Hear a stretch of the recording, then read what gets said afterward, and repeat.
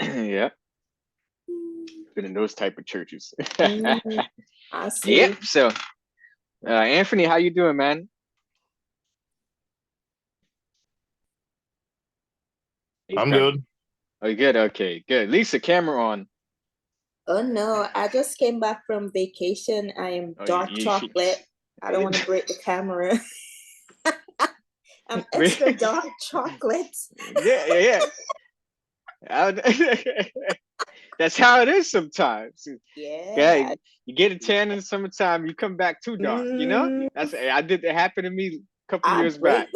I break this camera if I come on it. See a crack on the lens? Oh wow, Yeah. Yeah. wow. I'm Well, that's extra nice. dark chocolate. I was away for 2 weeks. Oh my gosh, that's how it is sometimes. Yeah, you can't walk out at night. Yeah. Oh, You can't walk out at night, and to have those neon stuff Get around hit my by a head to car. reflect the light.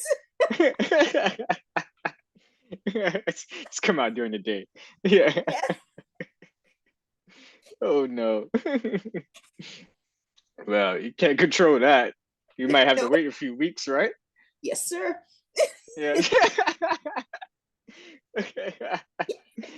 just Oh my don't show gosh. up at WC, okay? You'd be Yeah. like, where's Lisa? She in there today? Oh man. We got a new person in the department. Yeah. Yeah. Yep. So okay. So I'm happy you guys came on for us to meet virtually. And it's been a while since Lisa's been on, but it's good to have you Yeah. back, Lisa. Thank you, sir. Yeah, so today, well, I don't know if you've been following Lisa when it comes to the pre-recorded videos, but we've been focusing on EQ. And today we're continuing to focus on EQ as well. Excuse me. Today we actually be focusing on what are the different kinds of EQ, the basic ones, like parametric EQ, graphic EQ. We'll also be covering when to use these two different EQs. Next class, we'll focus on how to use them. All right. So let's actually start off with a word of prayer. And Lisa, how about you pray for us? Dear Heavenly Father, we just want to thank you for this opportunity this evening to come together virtually, dear Lord, to go over stuff pertaining to audio, Lord. We ask that you will help us to learn, open up our minds and our understanding, and we ask that you will speak through Nate as he speaks to us, Lord. In your name I pray. Amen. Right. All right. Thank you, Lisa. So today we're going to focus on, we're going to start off with focusing on what is a logarithmic scale. All right, so a logarithmic scale is a method for graphing and analyzing a large range of numbers, values in a compact form. So you see on this graph, we have the number of books in library, and at the bottom, it shows the years. All right, so you look to the left side of this graph, it shows 0, and then it shows 1 million, and then it shows 2 million, right? And so forth. It goes by millions. So you don't see 1, 2, 3, 4, 5, 6, 7, 8, 9, 10, 11, all the way to a million. You just see 0, and then the next number you see is a million. All right. So with this graph, it keeps things as compact as possible. So yes, there is 1, 2, 3. You just don't put it down there. A logarithmic scale shows you this almost like a summary of the information. Now, opposite of a logarithmic scale is a linear scale. Linear scale shows you everything in detail. 1, 2, 3, 4, 5, 6, all the way to a million. All right. So with a linear scale, you need definitely a bigger graph, maybe even a bigger screen and smaller fonts so you can fit all those numbers from 0 to a million, and so forth on this graph. Same thing with the bottom here with the years. It goes by twos instead of ones. So the logarithmic scale gives you a summary of the data, puts in a compact form. Linear scale gives you everything in fine details. All right, so now let's look at these things side by side. We have the logarithmic scale that we just looked at, that graph, that particular PDF form on the left side, and then we have the Behringer X32 parametric EQ on the right side. And compare them, and you realize that the parametric EQ for a digital mixer for the Behringer X32, let's talk about that in particular, is a logarithmic scale. So we see everything is in compact form. If you look down at the bottom when it comes to the frequencies, excuse me, it shows it's going by 20s, the frequencies. And then it starts going by hundreds. And then 200s, and then thousands. And then it starts to close to the end over here, it goes by a couple of thousands each. Yeah. So if it was a linear scale, you would have, right after 20 hertz, you would have seen 21 hertz, 22, 23, 24, 25, 26, 27, all the way to 40. And then it would have kept going. It would have went by ones, basically, showing you the details. Same thing with the left side, the decibel measurements. It goes by fives, whether you're going positive or going negative, it's going by fives. A linear scale would have went by ones. It's a little fun fact to recognize here. Any questions? Not so far. Yeah. All right. So what are the two different kinds of EQs? The basic, here are the basic ones. We have, like I said, the parametric EQ, and we have a graphic EQ. So this is a parametric EQ on a digital audio equipment. And this one in particular, as we know, is the Behringer X32 parametric EQ. And then we have the parametric EQ on an analog audio equipment, but specifically, this is for an analog mixer. As you see, Lisa, it looks completely different from one that you would see on a digital audio equipment, like a digital audio mixer.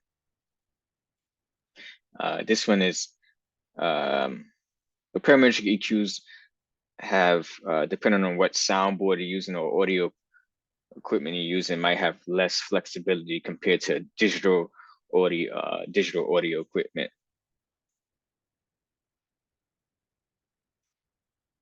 And then we have an outboard analog parametric EQ unit.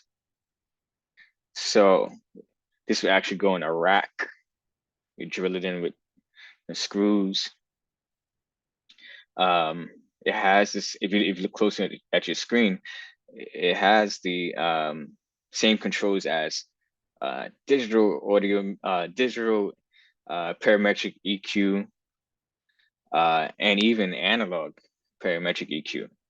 You have the low cut. Remember, you have the low cut on the Behringer X32 parametric EQ. You have the high cut. You have the lows, the low mids, high mid, highs, everything that you have on your Behringer X32 parametric EQ. You have that here as well. You have the frequency sweeper, which allows you to choose what frequency. You could roll the knob, the indicator, the control to what frequency that you want to boost or boost or decrease, cut or boost.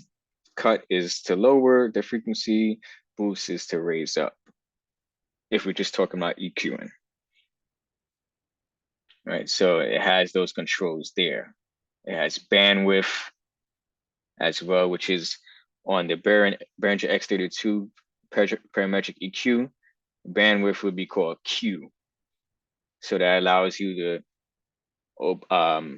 have the indicator focus on more frequencies. Opening up the Q allows you to focus on more frequencies.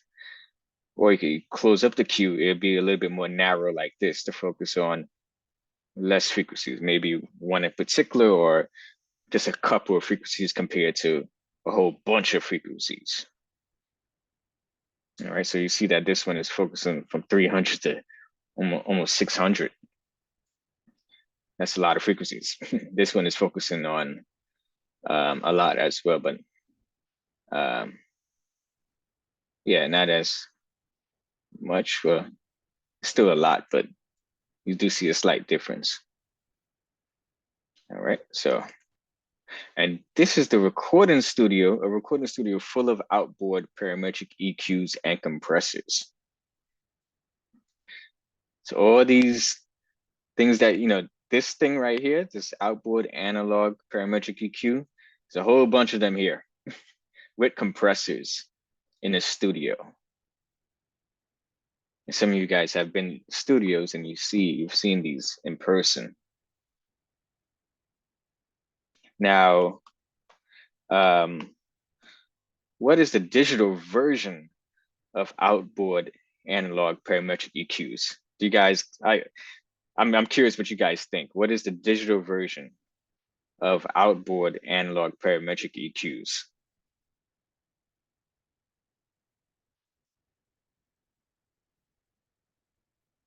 I think Anthony maybe knows. You don't know? Oh, okay.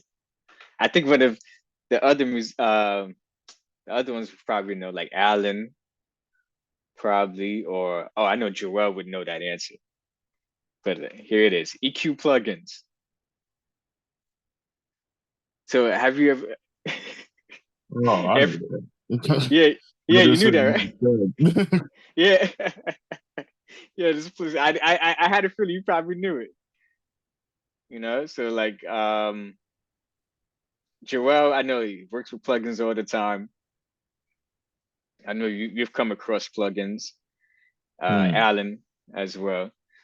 So plugins, basically, just to break it down even more, these are the digital versions of the outboard analog EQ units.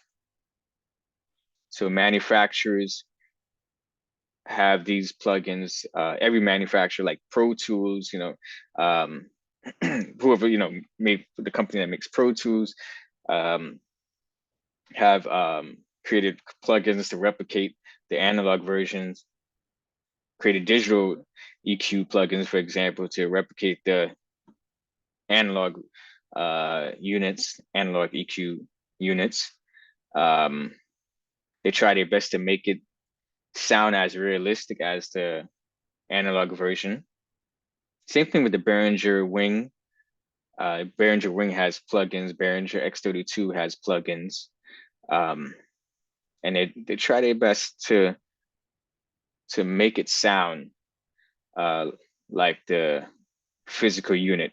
And so what's interesting is that, I don't know if you guys know, but the physical units, the physical, let's say EQ, outboard EQ, outboard parametric EQ units, they could cost hundreds of dollars. Sometimes they could cost thousands of dollars. And you get it so cheap now as an EQ plugin, as a digital version of it. You get it it comes with your mixers nowadays. It comes with your digital mixer. So you're not paying thousands of dollars for that one EQ unit. So it comes with your digital mixers now. So that was a little fun fact. We have an analog graphic EQ. One of the most popular ones is this one right here, the DBX 131S. I've used the 231S, and it has a hissing sound. I didn't really like, but this is still the most popular, one of the most popular analog graphic EQs. Gets the job done. It's around $200 something per unit. All right, and this is a digital graphic EQ. This snapshot is actually taken from the Behringer Wing, but of course the Behringer X32 has a digital graphic EQ on it. We have on it, just specifically talking about the Behringer X32, you have about 3 different graphic EQs on it, if I'm not mistaken. You have the dual graphic EQ, which is mono. You have the stereo graphic EQ, and you have the true EQ. And the true EQ has a different sound from the other 2 graphic EQs. It sounds cleaner. It has a different sound. Some people like it, some people don't. I've never ran into anybody that doesn't like it. It's a different sound. Every graphic EQ has a maybe slightly different sound from another manufacturer's, graphic EQ. But when to use a graphic EQ, GEQ. So when do I use a graphic EQ? Ringing out floor monitors and house speakers. That's one typical way. Fine tuning the speakers, for example, creating a cleaner sound, a warmer sound, a more upfront in your face sound, or a more laid back sound. Same thing when it comes to, when do you use a parametric EQ to ring out floor monitors or house speakers, fine tuning the speakers, for example, creating a cleaner sound, a warmer sound, a more upfront in your face sound, or a more laid back sound, etc. There's other reasons why people use a parametric EQ to tune floor monitors, but also to EQ a channel, to EQ a bus or aux that may have a reverb, delay, or a compressor on it. So before I even get to the next slide, when it comes to, let's say if you wanted a more of, let's go to the next slide. Let's say if you wanted something like a much more warmer sound for your floor monitors. One way that I like to do this, I realize, is subtraction. So you have to cut back on the frequencies a little bit that are more upfront in your face. So 4K to 6K, boosting makes music seem closer. So I might dip down those frequencies just a little bit. Even some of maybe 3 to 4 kilohertz, just a little bit. So 200 hertz to 250 hertz can stand out a little bit more. Could be a little warmer. There'll be a little bit more warmth in the mix when you dip down to much more brighter, more harsher frequencies. That's one strategy that I have to create that warmer sound that I'm looking for. Some people want a more in-your-face sound, so they might dip down to 200 hertz, 250 hertz, just a little bit, so the high mids and the highs, the presence can stick out a little bit more. Sometimes they do that for the house as well. So everybody has their little everybody has their own taste. All right. Do you guys have any questions? I know it's probably a little different.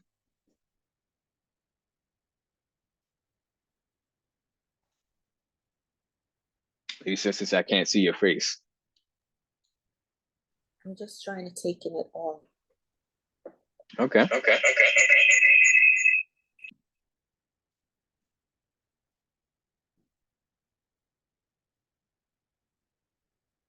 Oops. I didn't even know I had something unmuted on my end. Did you guys hear feedback the whole time? No, just now. Oh, okay. All right. All right. So you guys can, let's see if you guys were paying attention. Let's see if you guys understand. Let's see what you guys need to work on. Here's a quiz for you guys. Just give me a second. I just want to start this.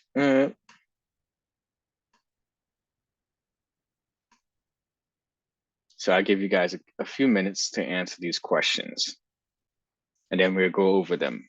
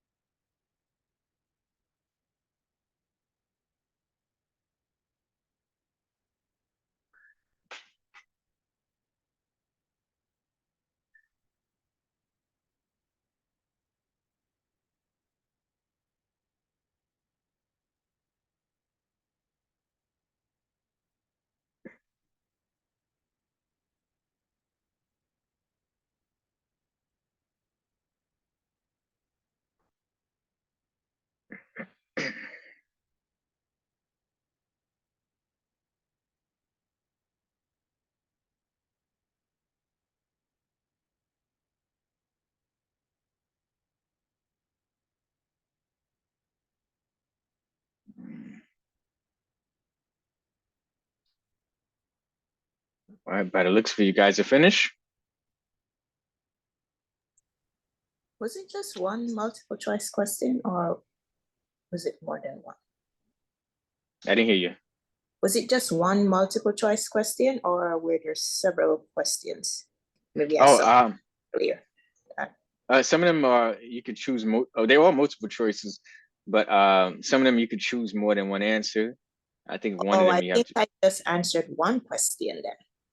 Oh, okay. You should go back, and whenever it says multiple choice, that means you could choose more than one answer.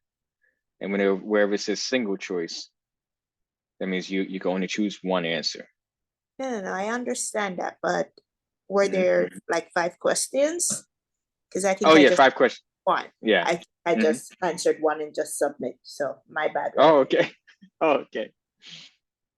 All right. So we good. All right. So let's go over the results here. All right. So you can see what you got right. You can see what you got wrong. We're going to start from number 1. We're going to do this together. Number 1. When to use a graphic equalizer, GEQ. Check all that apply. Option 1 was on a bass guitar. Option 2, rigging out floor monitors and house speakers. Option 3, to EQ the room. Option 4, fine-tuning the speakers, for example, creating a cleaner sound, warmer sound, a more upfront in-your-face sound, or a more laid-back sound, etc.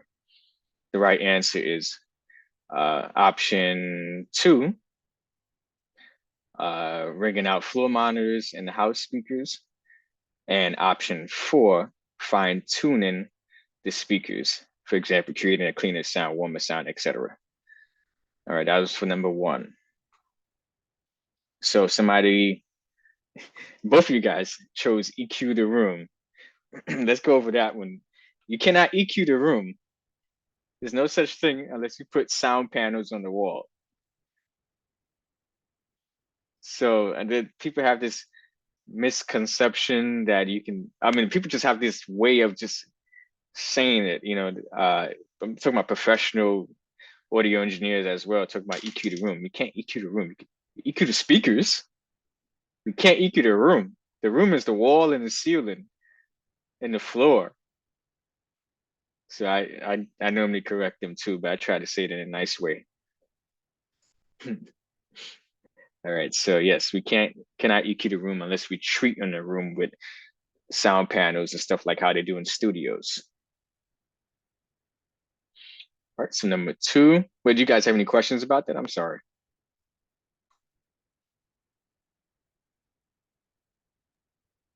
No, we maybe just have panels in the room that we could EQ the room.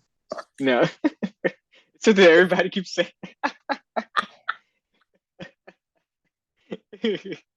No.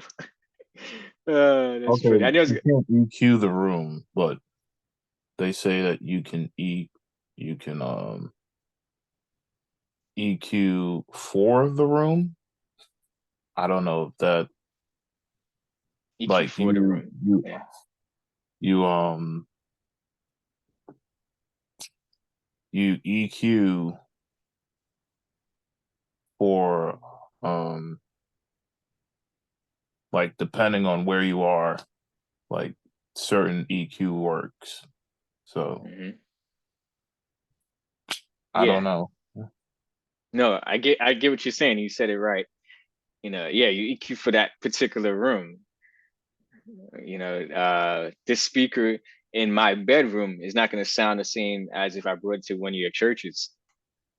It's 2 different rooms, 2 different acoustics.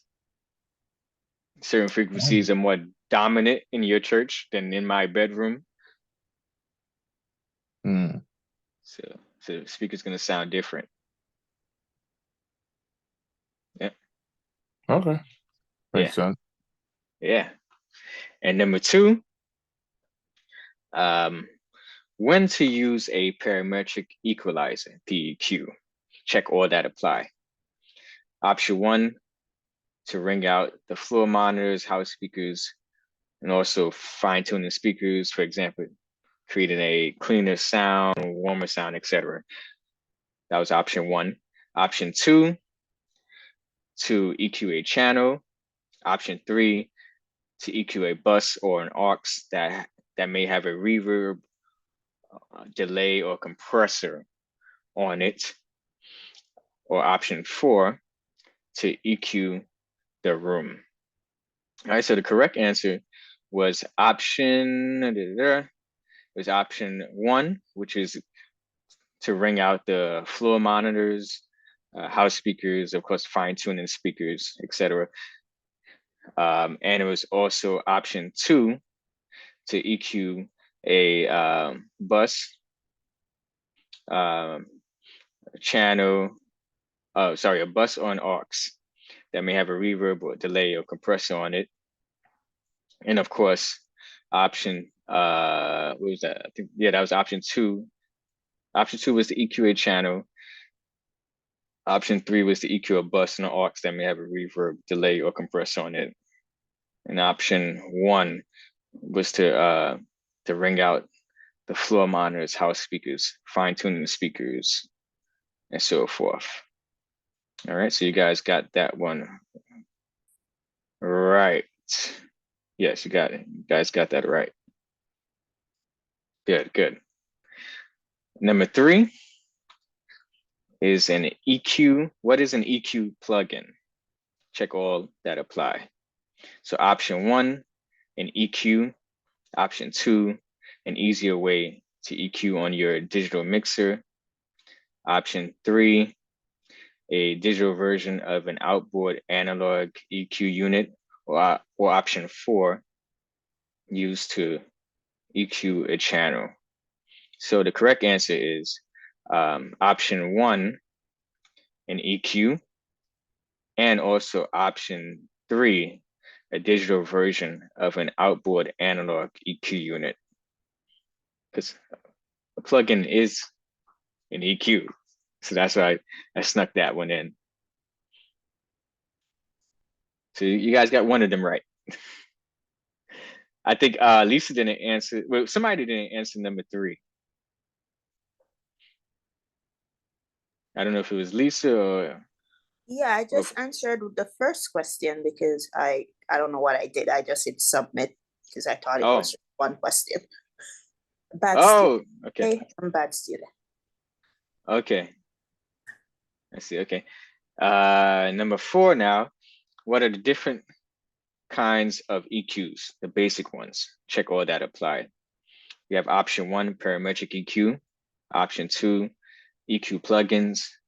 Option 3, multi-band compressors. Option 4, graphic EQs. And the correct answer is option 1, parametric EQ. And the last one. And option 4, graphic EQ. Well,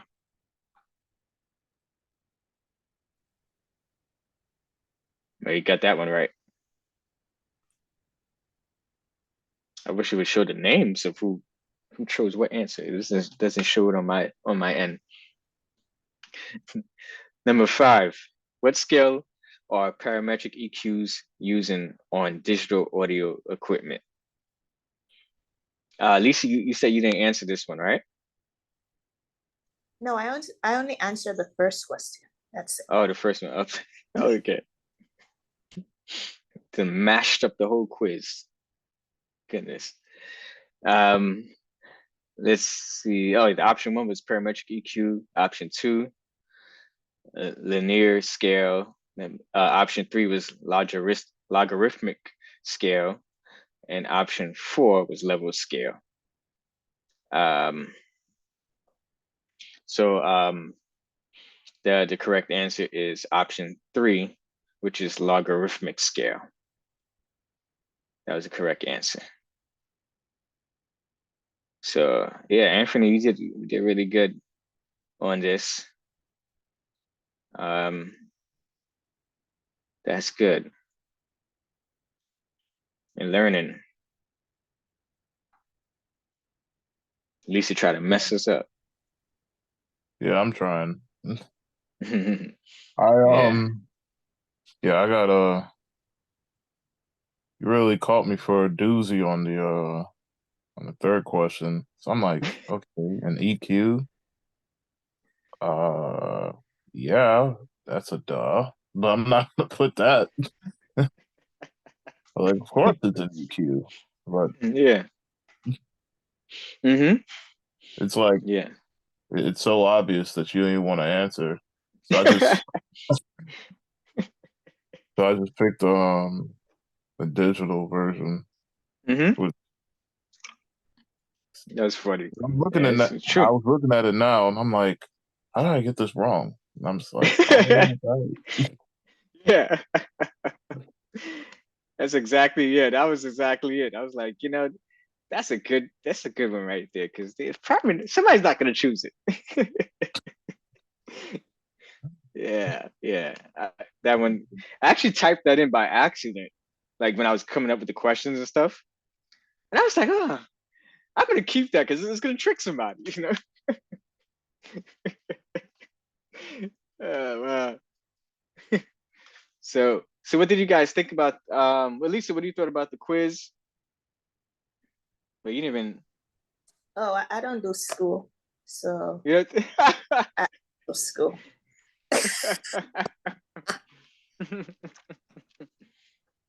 Yeah, because things that you, as much as possible, want you guys to, learn to, it's almost like how you say this, to grasp it, to get it. Yeah, because it is a lot of information that I just try to break down and simplify it as much as I can. And being able to have these quizzes helps you to, in a way, remember all the information. It's not only just to test you, but to help you understand, to go over what we just learned. Yeah, you have to tell me this from the beginning of the class so I take my notes. Nope. I made sure because review, so I didn't take notes like that because I'm going to go back and review. You have to tell me so I can take my notes. No, that was my point. No. That was my point, because you should always be taking notes because you're always on that mixer. No, I go just back. About always. I go back and I take I can pause when I want to pause and take my good notes. No. I want you to always, that's my point from the beginning of this class, from, it's almost been a year now since we've been doing this. October will make it a year. And I've been saying, take notes, because you're gonna need to remember these things. Let it not just be something where you're just looking and daydreaming or in and out mentally. Let it be something where you're trying to understand this, because hey, this is free. People pay for this. People go to school for this and pay thousands of dollars per semester. You're getting it for free. And you don't have to YouTube anything, even though I consider this to be the meal and YouTube to be the dessert. Like you doing your own research. So I'm giving you all this information. Write it down. Rewatch the videos, and just learn it. So your job at church is easier. I don't know when that will ever become easier. It's gonna be easier if you learn this stuff. If you know what I know and where I'm going in my knowledge, where I'm gonna be basically, it's gonna be much easier for you.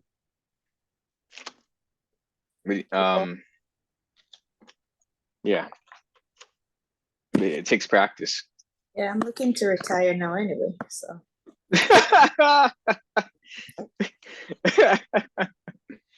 Too old to retire. That's funny. Looking to retire. Yep, leave it to the young folks. Leave it for the young, and then the church will be on fire, literally. Leaving it to the people that don't know what they're doing over there. I'm not gonna say any names. This is being recorded. You better edit this video right here. Oh my gosh. Yeah. You better edit this video here. And be posted. That's funny. So I'm not gonna say nothing. I'll wait till I press stop recording, then I'll say something probably. You know. So yeah.